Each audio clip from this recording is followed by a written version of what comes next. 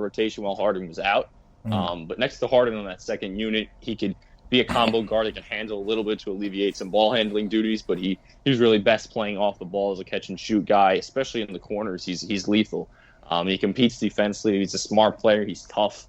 He comes from a winning culture with the Miami Heat, and so he plays the game the right way. Mike James, he's been good in spurts, but he's a little more of a chucker. He's that microwave scoring option. If the Nets are in an offensive rut, which I don't expect to see with the 3 stars they have, but he can come off the bench and give him a little bit of a spark. But I don't really think he's necessary with Harden back in the fold, and I'd rather see Tyler Johnson. But I think the Nets are going to go without both of them in the rotation, cut it to 9 and go with Kyrie, James, Bruce, Katie, Blake, and then go with Joe, Landry, Jeff Green, and Nick Claxton. That'll be their 9, I think. And I do worry potentially if Spencer Dinwiddie does return at some point, which it might be curtains for the league. I think that's where they might have to take Bruce Brown out of the rotation, and it'd be interesting to see how that affects their defense. But that might be something they deal with later in the playoffs. But I don't think you have to worry about Nick Claxton. I think the Nets realize how unique his defensive capability is and how he makes them from being a bottom half defensive team or an average defensive team to being one of the best in the league according to the analytics. So I think he's going to see time. I'm really interested to see how he competes against Giannis. I think he's the Nets' best defender in terms of physical profile to match up with Giannis. I don't know how he fits against Embiid because I think he's just very thin at this point to compete with Embiid in the post. But you got to run him out there. You don't really have too many better options. But he's going to get tested this playoffs. The best person who guarded Embiid all year is not playing. And, it makes me sad that he's not playing. But Alize Johnson did a hell of a job against the Sixers in one of our games against them. I mean, he just guarded Embiid a completely different way. He just, he guarded him below the shoulders, and it was amazing. Embiid had his way with everyone except Alize. But Alize's not going to see him. He's a break glass in case of emergencies players. Anyway, gentlemen, we're going to wind this thing down. I just want your starting 5s for the Nets in the playoffs. Give me your basic, most used starting 5. Let's do the Celtics series. For the Celtics series, give me your starting 5. Starting with you, Billy.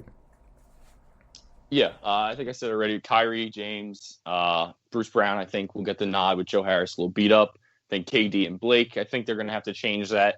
Sub Bruce out for either Jeff Green or Clax against the Bucks, and then maybe something similar against the Sixers. But I think for the first round, Bruce Brown will be in there. Yeah, I would. Look, I've tweeted about it. I'm definitely. I think the Joe Harris health thing is a really under the radar storyline that I think really does affect the team because I think if you look at their games, also they're a totally different team either when he's off or when he's not in. But I mean, assuming he's good to go, I would want Kyrie, Harris, Harden, Durant, and then I think I guess probably I'd want to see Blake, and then in a Sixers series, by the way, just because we brought it up, I honestly think that the two people who should be on Embiid is honestly Blake, and it should honestly be like a little bit of Harden because I actually think Harden could do a decent job with him. Yeah, I think he would annoy the crap out of him. Yeah, I just wouldn't want Harden because you know how Embiid flops and how physical he is. That can get Harden into foul trouble very, very easily. Good point.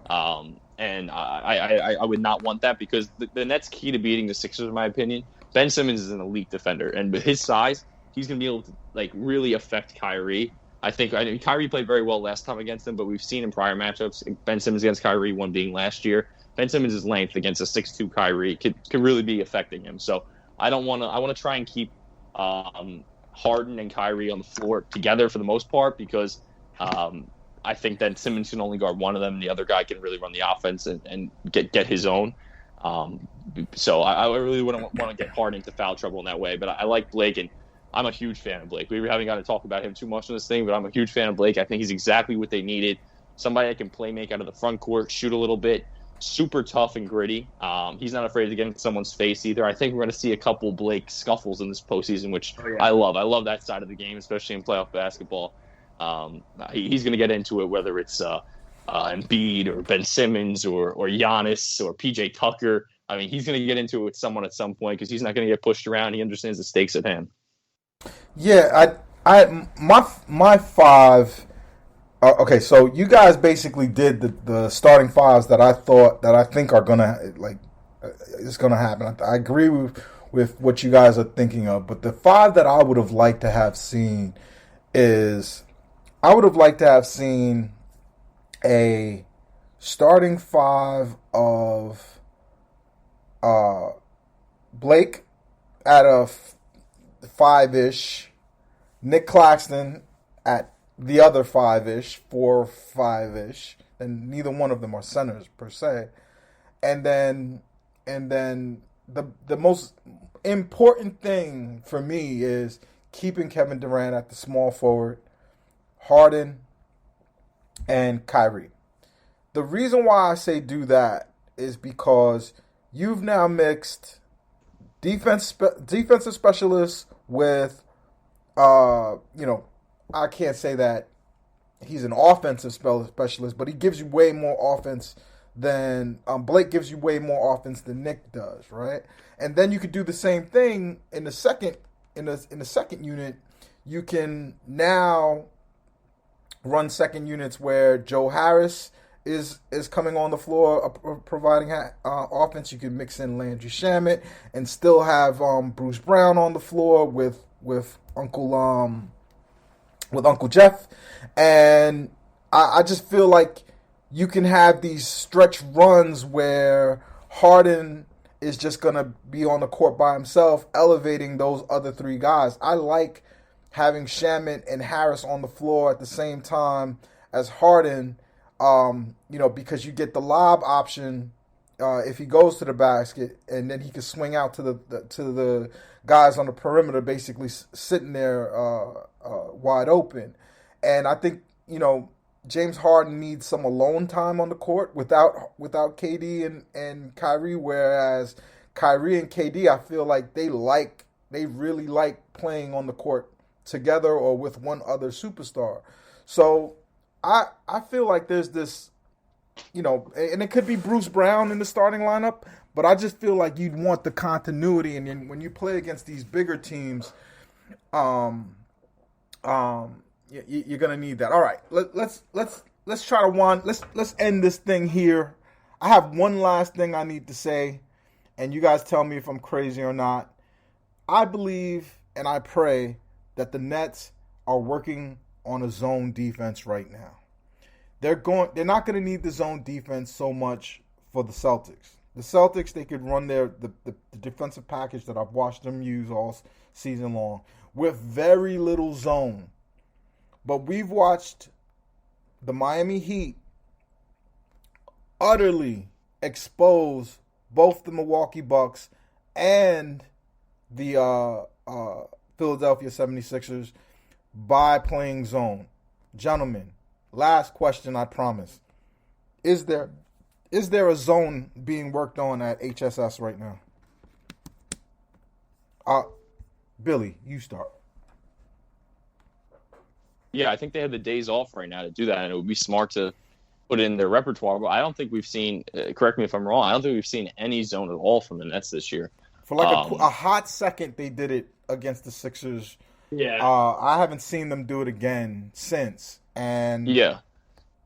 It's been very little. Kenny used to play with it a lot, but we haven't seen much of Nash doing it. So I don't know if that's something that they believe in as a coaching staff, but I think given that we've seen against them with Embiid and Giannis that they really haven't had too many answers, I don't think it would be a bad idea.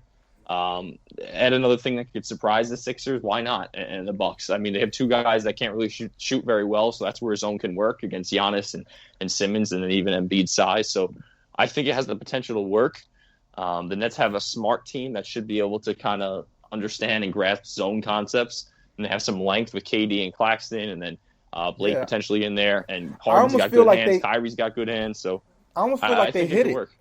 It's like I almost feel like they just tried it in little spurts here and there, never got to work on it in practice, and almost hit it. Like it's almost like I have this imaginary friendship with Steve Nash, and he calls me and he tells me, "Don't worry, Eve, I'm not going to I'm not going to run zone right now because I don't want anyone to learn in our zone and stop us." But Houston ran it under D'Antoni to some good effect.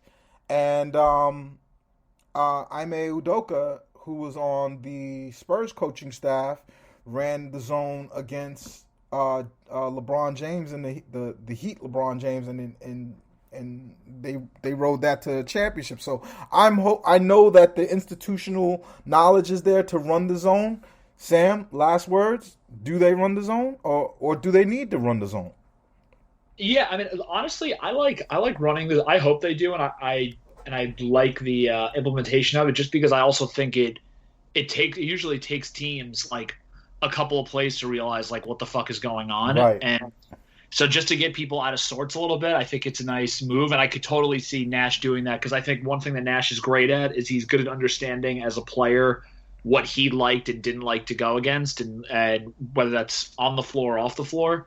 And so I think it would be an interesting thing, because I'm sure, like, I'm sure in a lot of his matches against, Don Nelson or Popovich or Phil Jackson, whoever it was, I'm sure they were throwing out a lot of different things at him. So that's why I'd like to see him kind of throw the same stuff back at some of these other teams. Guys, I cannot tell you like how happy I am. Like just hearing us talk basketball about, are we going to run zones and to lead us to the championships and get us through the East? Like, that's amazing. Are you ready, Billy? I'm pumped. I can't wait. Are you guys ready? Oh yeah. Yeah. I last question. The for real last question before I play the theme music. Are we winning a championship, Billy? I think so. I think the only team that's going to beat the Nets is the Lakers at full strength, and that could beat the Nets, I should say. And I think the Lakers are a little bit hobbled. I don't really think that they have it in them right now. And the Nets have a better record than the Lakers, too. So if they were to meet in the finals, the Nets would have home court, and I think that could be an advantage. So I think the Nets are going to get through it. It's going to be tough. There's going to be some times where maybe the Nets are trailing in the series or tied up with the Bucks or Sixers, and it might be stressful, but I think we got to trust the talent, trust the star power, trust the pedigree of this roster.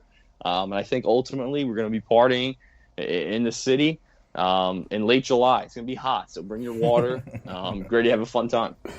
Oh, I am buying all the drinks on Flatbush Avenue. Listen, guys, thank you so much, Billy. Let them know where folks can find your brilliant work and follow you. Yeah, you guys can follow me on Twitter at Billy Reinhart, and then I link everything to there that I'm doing. So I appreciate that. I appreciate you guys having me on. Hopefully we could do this again, maybe later in the playoffs, maybe preview the next series or so. Fucking Nets Twitter royalty right there. My guy, B. Ara. Sam, tell them where they can find you.